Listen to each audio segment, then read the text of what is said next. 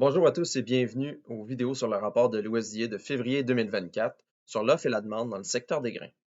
Ce rapport de l'USDA comportait très peu de changements majeurs et a été baissier pour tous les grains, notamment le soya.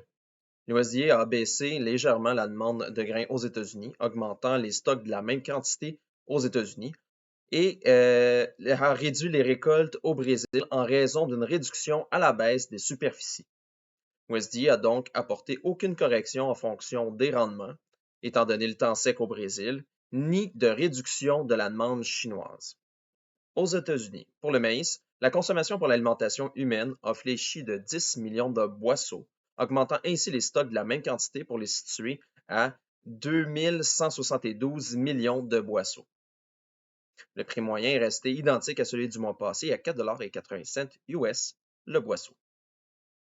À l'international, la production brésilienne a été abaissée de 3 millions de tonnes en raison d'une réduction des superficies ensemencées et les exportations ont été diminuées de 2 millions de tonnes.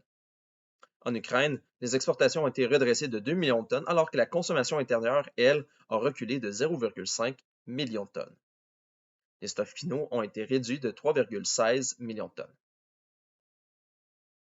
Les exportations américaines de soya ont fléchi de 35 millions de boisseaux afin de refléter le rythme des exportations actuelles, redressant ainsi les stocks de la même quantité pour les établir à 315 millions de boisseaux. Le prix moyen de la fève s'est déprécié de 10 cents US le boisseau pour valoir environ 12,65 $ US le boisseau. La récolte brésilienne a été réduite de 1 million de tonnes en raison d'une réduction des superficies ensemencées. Les stocks finaux, eux, ont été renforcés de 1,43 million de tonnes.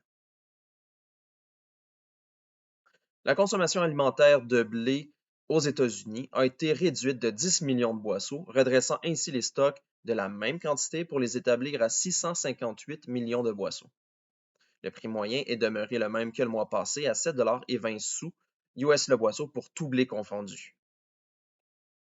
Les récoltes se sont accrues de 0,5 million de tonnes en Argentine et de 1 million de tonnes en Irak, compensant ainsi les diminutions de 0,3 million de tonnes au Brésil et de 0,3 million de tonnes au Royaume-Uni. Les stocks finaux, eux, ont reculé de 0,59 millions de tonnes. Ceci était un résumé de notre analyse du rapport de l'USDA. J'espère que cela vous a plu. Si vous voulez en savoir davantage, je vous invite à lire notre texte complet au www.pgq.ca. Je vous donne rendez-vous dans un mois pour l'édition de mars.